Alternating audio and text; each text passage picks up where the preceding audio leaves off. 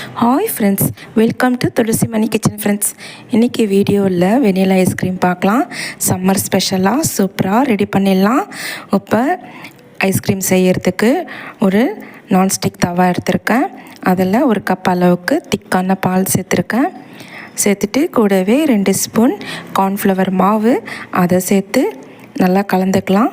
இப்போ பார்த்திங்கன்னா நான் அடுப்பை ஆன் பண்ணலை. அடுப்பை ஆன் பண்ணுறதுக்கு முன்னாடி இது மாதிரிலாம் சேர்த்துருக்கேன்.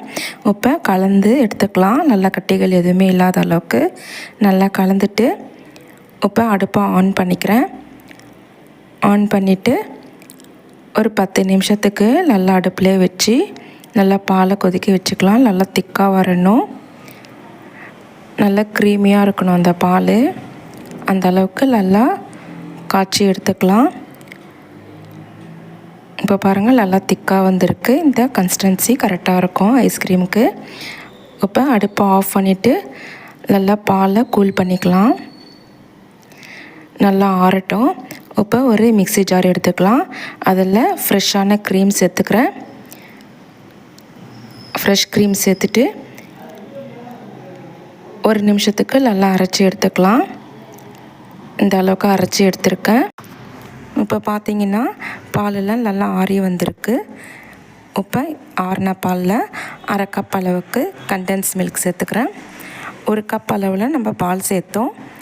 இப்போ அரை கப் அளவுக்கு கண்டென்ஸ் மில்க் சேர்த்துட்டு கூடவே ஒரு ஸ்பூன் வெண்ணிலா எசன்ஸ் சேர்த்துக்கலாம். சேர்த்து எல்லாமே நல்லா கலந்து எடுத்துக்கலாம்.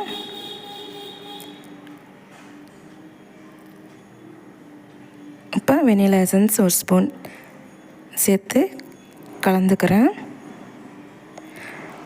கலந்துட்டு இப்போ நம்ம ஃப்ரெஷ் க்ரீம் அரைச்சிருந்தோம் இல்லைங்களா, அதிலே எல்லாத்தையும் சேர்த்துக்கலாம். மிக்சியில் எல்லாத்தையும் சேர்த்துட்டு ஒன்றா எல்லாத்தையும் அரைச்சி எடுத்துக்கலாம்.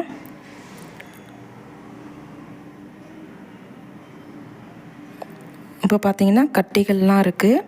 இப்போ எல்லாமே சேர்த்து கட்டிகள் எதுவுமே தெரியாத அளவுக்கு நல்லா ஃபைனாக அரைச்சி எடுத்துக்கலாம்.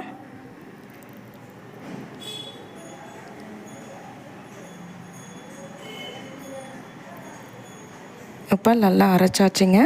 இப்போ ஒரு பவுலில் சேர்த்துக்கிறேன். இது பிளாஸ்டிக் பவுல் தான்.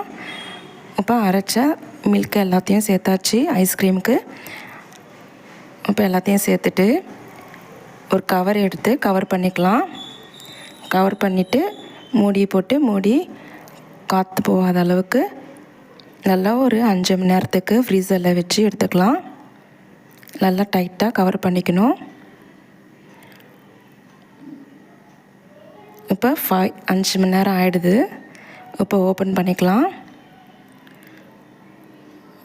இப்போ பார்த்திங்கன்னா எனக்கு ஸ்ட்ராங்காக இருக்குது. ஒரு 5 நிமிஷம் கழித்து நம்ம கட் பண்ணி எடுத்துக்கலாம் ஐஸ்கிரீமை.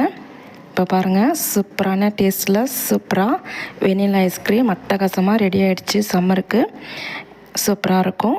இந்த வீடியோ பிடிச்சிருந்தா லைக் பண்ணுங்கள், ஷேர் பண்ணுங்கள். துளசி மணி கிச்சனை சப்ஸ்கிரைப் பண்ணிக்கோங்க. தேங்க்யூ.